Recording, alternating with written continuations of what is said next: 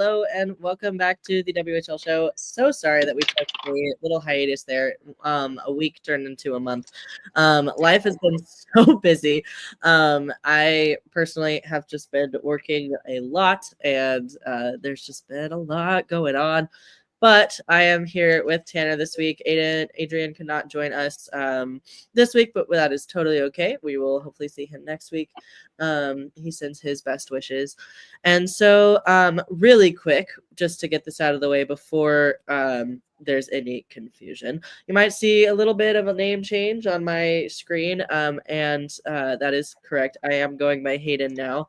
I changed my name on Twitter, and we'll be slowly but surely integrating the name into different things. So right now you'll still see in the intro card with Gabe Newman, you'll still see my Gabriel on the little, it's on the thing, on the backdrop there if you're watching this. And it'll still be on the Spotify, and there's a bunch of things that I'm gonna be integrating, but I just wanted to go ahead and make that quick little fun announcement that I am going by Hayden. I've been going by it for several months now, in my personal life, at work, and just in general. It's been something that I've been trying out, and I ended up really liking it, and it fit better than I think Gabriel did. So my name is Hayden, and that's the so this week we are going to be doing the same old. We don't have a guest, but that will hopefully change starting next week. I have scheduled and so many emails that are going out tomorrow morning and also next week. So there are a lot of teams that are being contacted. So hopefully we're going to see some actual good, some good backlogs of interviews going here in a minute. The reason that we were planning on doing a really cool episode the week after our last one that we did, which would have been on the 28th, which was my birthday. I had flown out to Saskatoon to surprise Adrian. Tanner was in on it. I had told him, and we planned it together. But I flew out to Saskatoon on the 28th for a surprise and like a birthday week, and I took a week off of work. It was glorious. But in that week off, we managed to not record like at all. And it was a whole plan that we were going to do at least 2 episodes, one when I got there and one right before we left, and neither happened. And then and we had so many opportunities and it just didn't happen. So apologies sincerely from all 3 of us. We were all in the same place and it could have been the coolest thing ever, but we just didn't do it. But here we are, better late than never. I'm back in Portland, Oregon, and so far away from my best friends, but it is okay. So much has happened in the span of a month. It's been crazy. But we are back. I'm so happy to be back. We're going to be going over the same information that we do every time. We're going to talk about our players of the week, our standings, and then player stats. These are, of course, going to be looking different than, like if somebody is for some reason listening to the last episode and then going into this one, there's going to be a big gap, obviously. So we're going to see some different names. We're also going to briefly touch on the Four Nations face-off, and who won in the WHL alumni, who was on the winning team. So yay, go team. And yeah, thank you so much for everybody who is tuning in, whether you're watching live on YouTube or Twitter, or if you're listening on YouTube or Spotify later. We really appreciate each and every one of you. Here's my quick plug as to don't forget to like, subscribe, share, all that fun stuff. All the numbers may seem trivial to listeners, but it genuinely helps us so much. So yay. Alrighty. I'm going to go ahead and start with handing the mic over to Tanner. If you want to give us who player of the week was. Okay. Player of the week was. And then I'll talk about the goalie of the week. And then you can talk about the rookie. And we'll go into standings. Woo! Okay. So for the second time this season, the player of the week is Gavin McKenna, who also won it or player of the month in January and also September and October. In the 4 games he played this week, he got 3 goals and 6 assists for a total of 9 points. And he reached 100 points for the first time in his career, I believe, in 49 games, making him the 3rd WHL player in the last 35 years to record that many points in 49 games or less. even beating Bedard, who took 62 games to do it. So he has 106 points total with 32 goals and 74 assists in 51 games and leads all skaters in assists at the moment. Heck yeah. That's great. Oh, I also put a little shout out to the like that. players That's good. of the week that we missed. So Quinn Manti from the Brandon Wheat Kings, Andrew Crystal again from Spokane, Cole Reshney from Victoria, and Berkeley Catton from Spokane. Also, again, I think. Yes.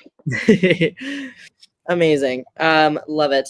So then our goalie of the week this week is Daniel Hauser. He went 3-0-0 with a .67 with a .67 goals against average, that's really good. A .969 save percentage and back-to-back shutouts. Wish that was me. After my numbers have gotten better, but they're not that good yet. I'm getting there. Coming. It's coming. After a 20 save performance and a 5-2 win over the Swift Current Broncos, he recorded back-to-back shutouts. In his next two games that were against the Regina Pats and then the Brandon Wheat Kings. He is now 13-3-0-0 with the Hitmen, the Calgary Hitmen, after he was traded from the Wenatchee Wild originally. He holds a 21-12-2-1 overall record this season and currently has a 2.76 goals against average with a .907 save percentage, which ranks fourth among all WHL goalies, and his 3 shutouts are tied for second among WHL goalies. And then, of course, a shout out to the goalies that we missed. On January 27th, it was Harrison Minigan of the Medicine Hat Tigers. On the February 3rd, it was Max Hildebrand from the Prince Albert Raiders. The 10th was Johnny Hicks from the Victoria Royals, and that sounds like a cartoon character name, like that you would watch in like a Western cartoon. Johnny Hicks, or like an older country singer. Mm-hmm. Anyway, and then on the 18th last week, it was Scott Ratzlaff of the Seattle Thunderbirds, who we love. He was actually one of my guests on the first installment of the WHL show. So I forgot about that. He was such a fun interview too, and I would love to bring him on again. He was a blast. And yeah, and then our rookie of the week, Tan, if you want to tell us about who that is. The rookie of the week is Daxon Rudolph from the Raiders. I believe he was the first overall pick in the draft last year.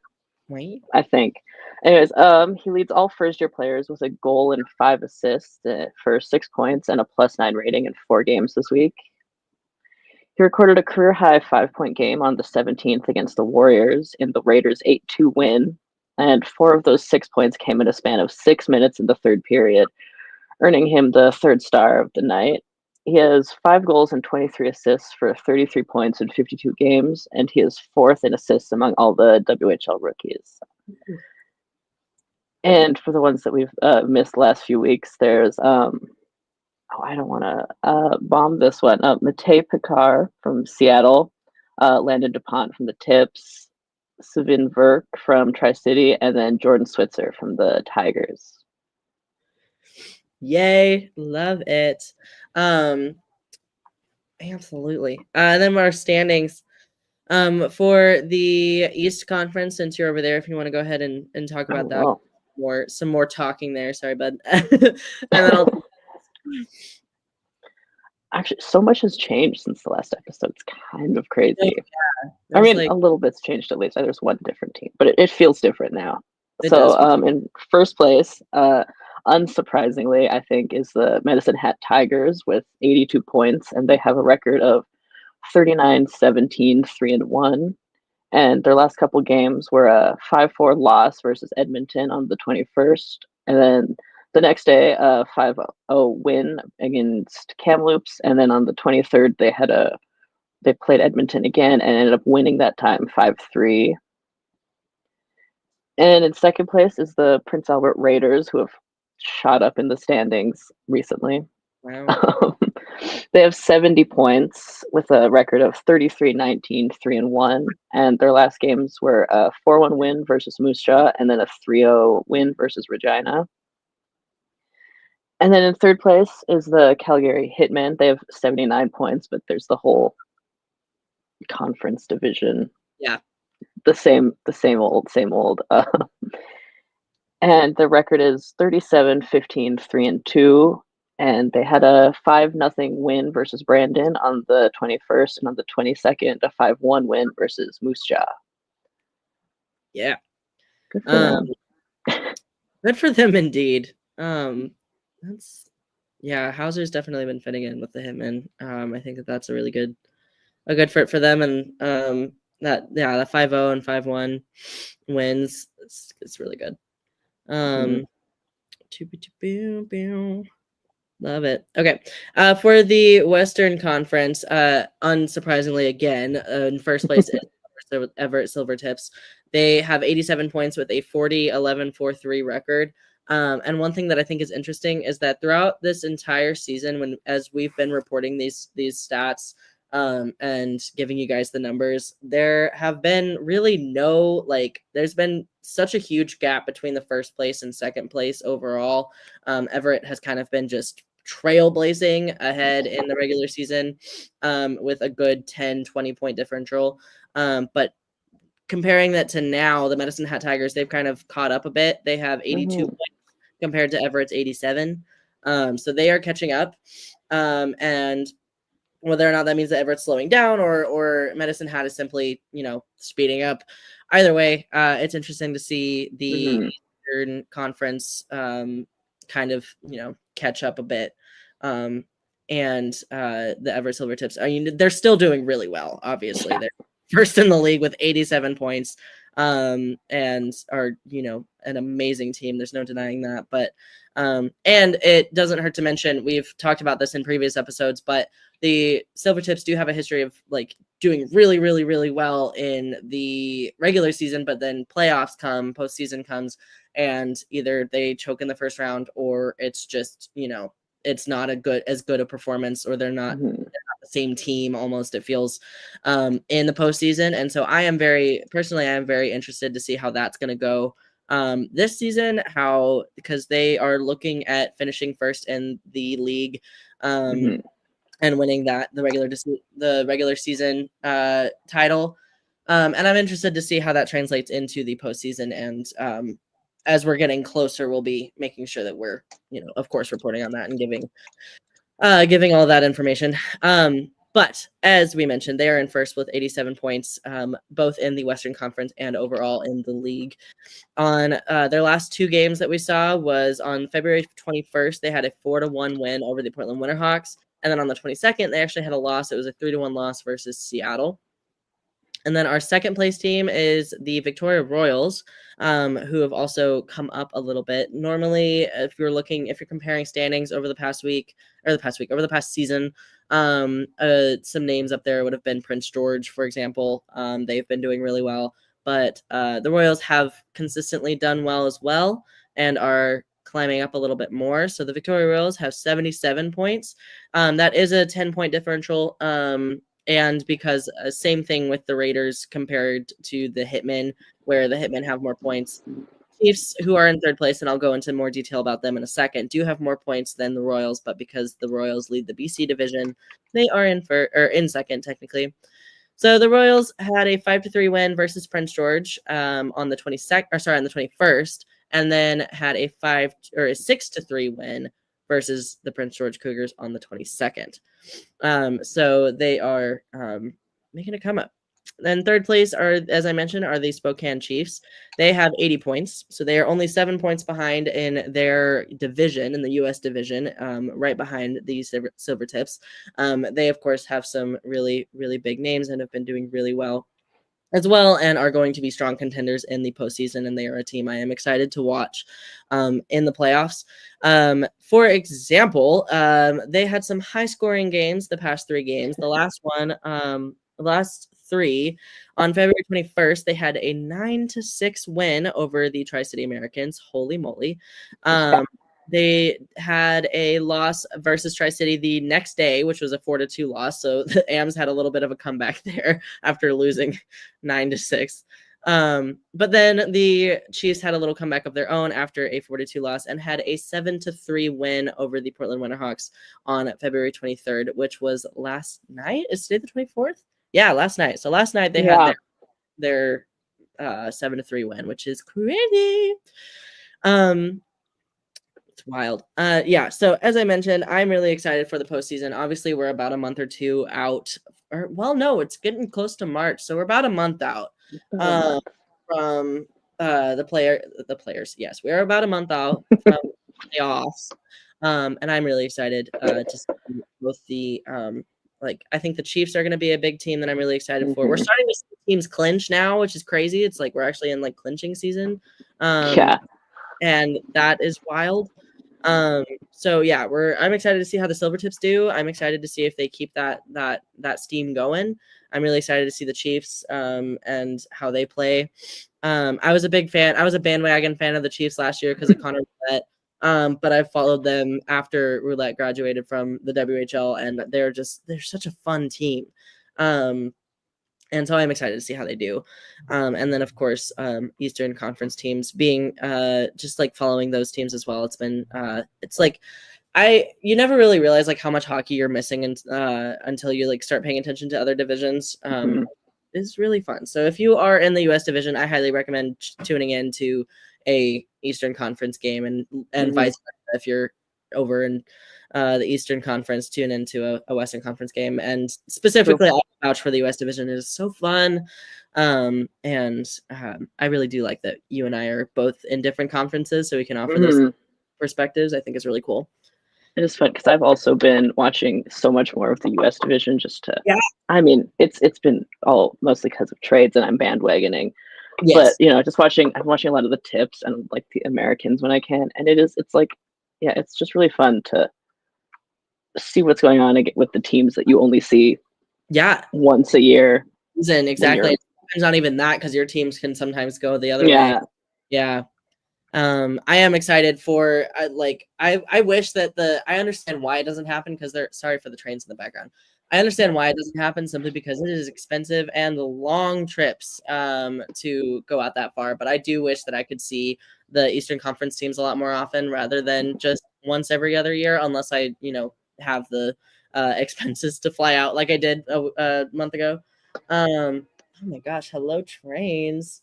Yeah, it's fun living next to a train station. Anyway, now for our player stats and our leaders in players, if you want to go over our player stats, I'm going to mute myself while this train goes by. And if you want to talk about our player. Yeah.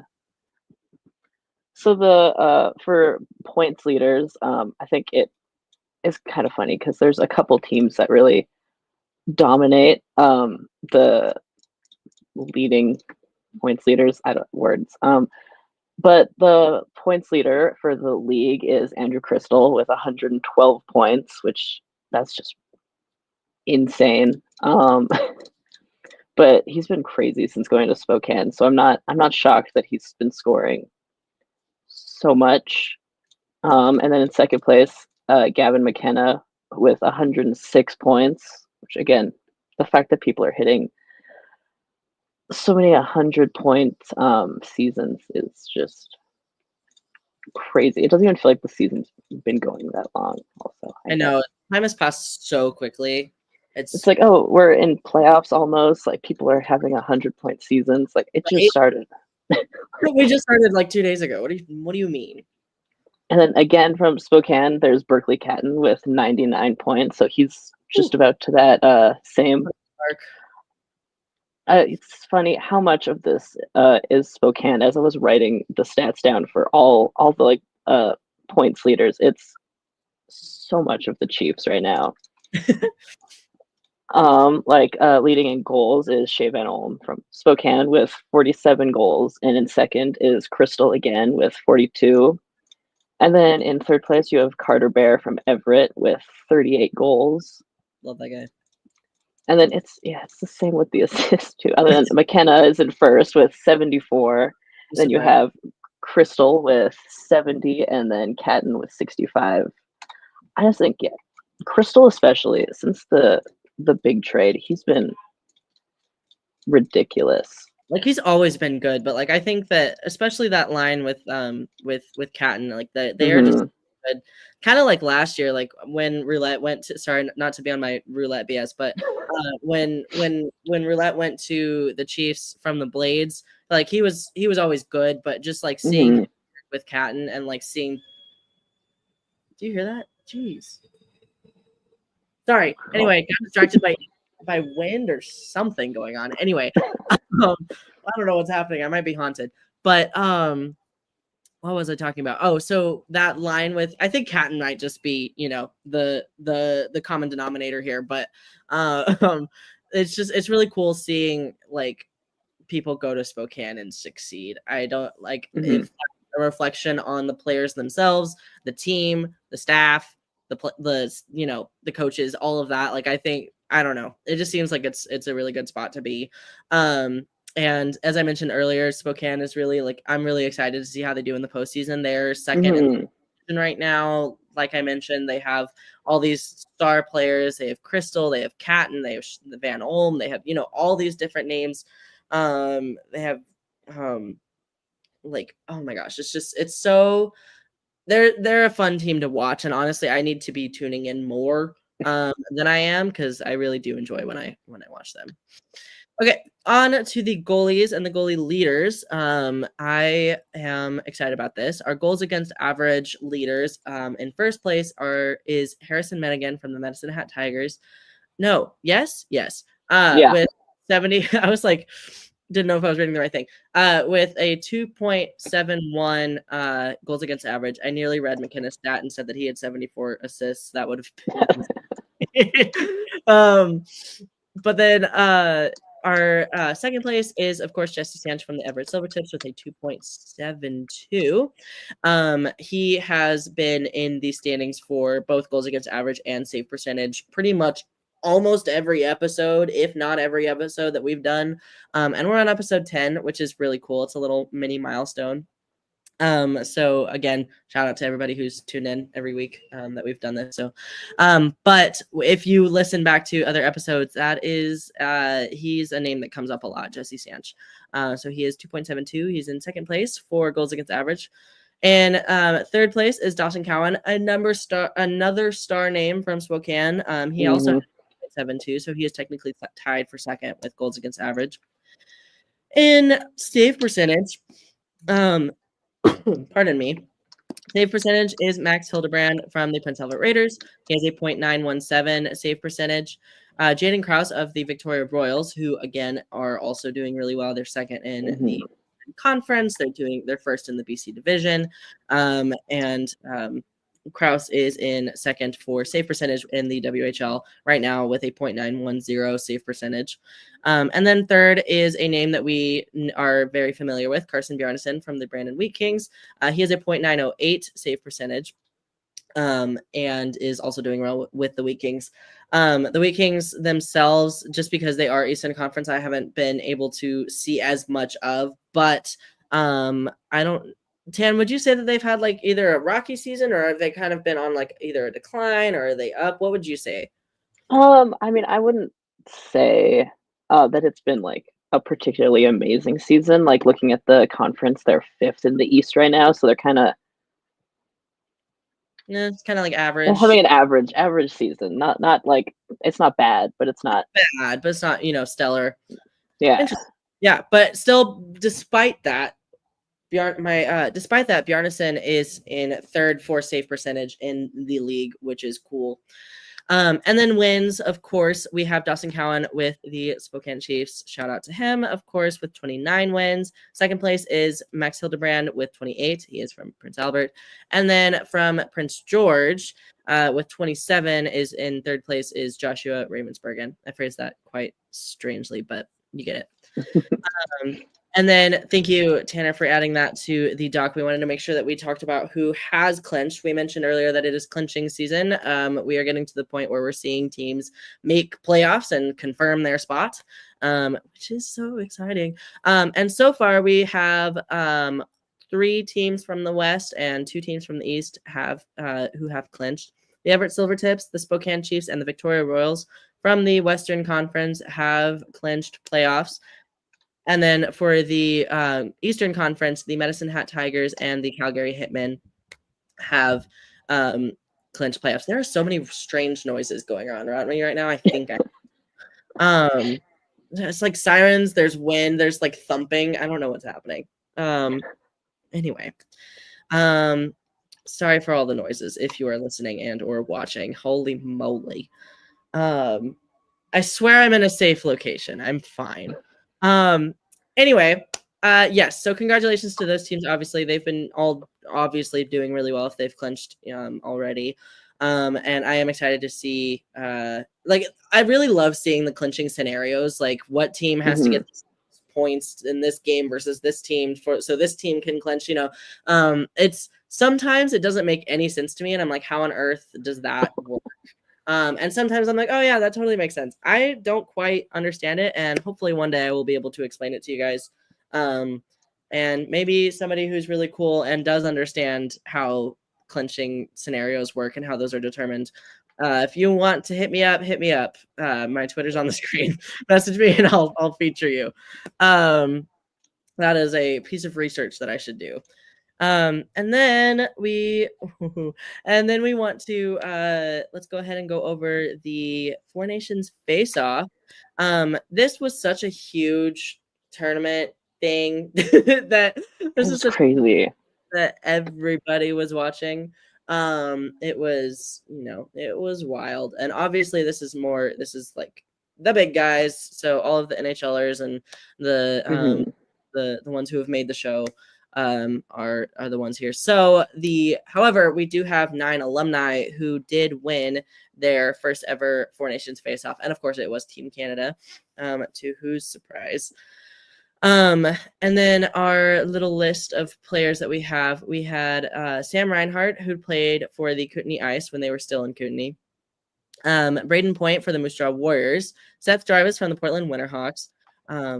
I wish that there's literally no control that I had over this. Like, my parents, moved, like, we were living in Texas. There was no way I could have lived in Portland. But I wish that when I was a kid, that I lived in Portland so I could have seen Seth Jarvis play before he made the show, because he is such a gem, and I really wish that I got to see him play on the Winterhawks, and I'm really sad that not that I had any control over that as however old I was, but like, come on. And then Brandon Hagel, who played for the Red Deer Rebels, Mark Stone, who played for the Brandon Wheat Kings, Travis Sanheim, who played for the Calgary Hitmen. Oh, I forgot he played in the dub. There's so many names here, and I'm like, I did not like Mark Stone. Yeah, I feel like I knew that Sandy played. I feel like I knew that Sandy played in the dub, but I'd like completely forgot that. That's crazy. Yeah, completely forgot. Shea Theodore, who played for the Seattle Thunderbirds, he's another one where it's like I definitely knew that, but it's like, oh wait, he absolutely did. Josh Morrissey, who played for the Kelowna Rockets, and then of course goaltender Aiden Hill. Was he a goalie? He was a goalie. Yes. Yeah. Okay. I was like, yeah, he was the backup. Yeah. I am mutually somebody on TikTok who is obsessed with him, and I should know this because all I see on my For You page half the time is just reposts of him playing for the Knights, and I'm like, you know what, you go. I'm like, you go, girl. Sharks legend, by the way. Shout out. Who played for the Portland Winterhawks. And I don't know why my brain just like stopped working there for a second. Anyway, that is essentially it. I really, really love doing this show. And even when we don't have a guest on, like an episode like today and the past couple episodes, I just thank you to everybody so much for tuning in. We had 33 live viewers at the moment. And then that of course doesn't even start to count the listeners that we're going to have, on people who go on YouTube and watch it. And then our Spotify listeners, like that doesn't count those as well. So, thank you so much for everybody who is watching at this moment and watching me talk live. Like, that's crazy. I really do love reporting this information. I love talking with my best friends, and it also gives us an excuse to sit down and see each other face to face each week, which I just love. And so thank you to everybody who gives us the opportunity to do this. Again, like we do cover oh, my cat's emerging. Hi, bug. But we do, like, it's really cool. And even if we do cover, baseline information, I think it's awesome. And I think it's really cool that we get to go over that each week, and everybody who tunes in gets to stay updated. And in doing so, we also stay updated, because of course, And it's exciting. And we hope for the rest of the season and including the playoffs are going to continue bringing you great content.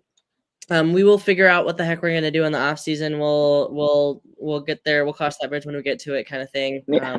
There's not going to be hockey and stats to cover, but we'll figure out if we're going to take a summer hiatus or if we're going to, get creative and figure something out. If anybody has any, we're far from that, but if anybody has any proactive ideas, feel free to let us know.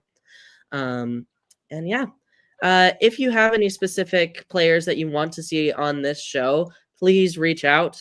There's no way that we will know unless you tell us. I do have a really solid list of a lot of players from every single team. And unless I hear specific requests, those are the players that we're going to do our best to bring on. As I mentioned earlier at the start of this episode, I have so many emails drafted and scheduled. So many. And we have about a month and a half, 2 months maybe, of dub hockey left, and so that's a good 8 or so more players to bring on. And that's that's not even taking into account the like how far certain teams will go and who's going to win the championship and who's going to the Memorial Cup and all that, which will be again so fun to cover. One of my favorite memories in the world that I ever had was covering the Thunderbirds Memorial Cup run, or not Memorial Cup run, but their like championship run before they went to the Memorial Cup. That was just did that live, and that was just when I was like, I know what I want to do, and I know what career I want to pursue, and so shout out to that team and for that and giving me that memory. And I'm really excited for the potential of covering live hockey again. I've just been so busy.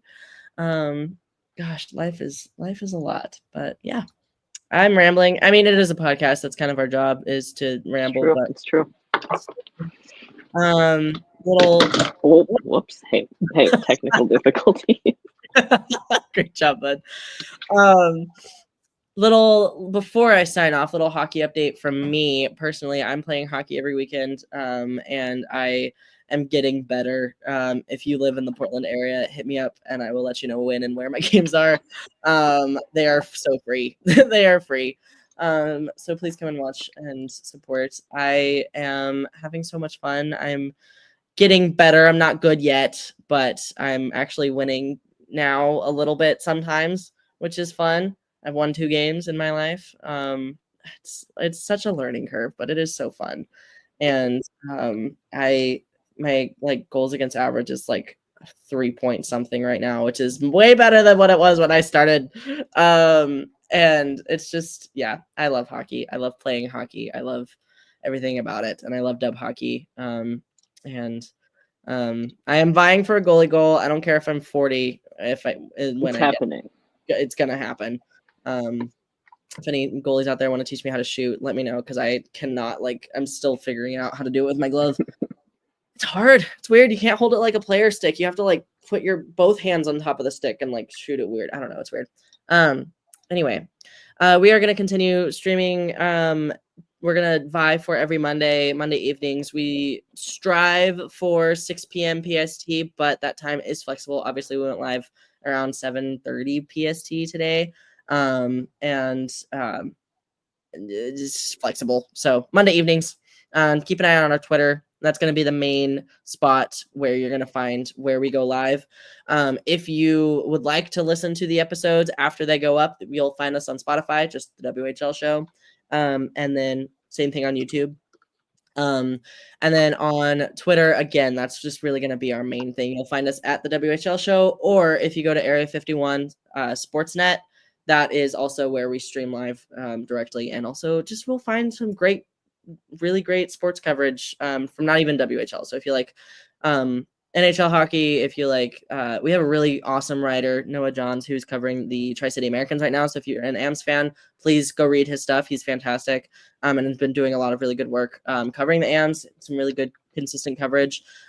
We have some really great writers covering football/soccer, and there's just been a lot of really great sports coverage. So go follow the network on Twitter as well, because then you'll also, not only will you get notifications when we go live, but also you will get some really, really great sports coverage that is not just WHL. I really hope to start writing again soon. That is a big goal of mine. I really want to get some articles out. And that's another one where if you have any requests for any articles, player features, team analysis, things like that, especially going into the postseason here in about a month, please reach out. I'm always happy to get requests. I love that. I love it. I love writing what people want to read. So that is the end of my 10-minute ramble. Thank you so much to everybody who tuned in. Thank you to everybody who has followed, who watches. Again, we have 37 people watching right now. Like, that's wild. 37 people took an hour, well, it's only 30 minutes. 37 people took an hour out of their day to watch us talk about dub hockey and give you guys updates and information. And that's just really awesome. So we really appreciate you guys. Follow us on all the places, and just stay tuned for all of my name change integrations. The Gabriel is going away, Hayden is coming in, and that will slowly but surely start phasing in. It's just what's the move. So yeah, I'm gonna go ahead and end our stream. Make sure, again, follow us, like, comment, subscribe, share, post, all that, and we really appreciate you guys. Thank you so much. Hearts all around.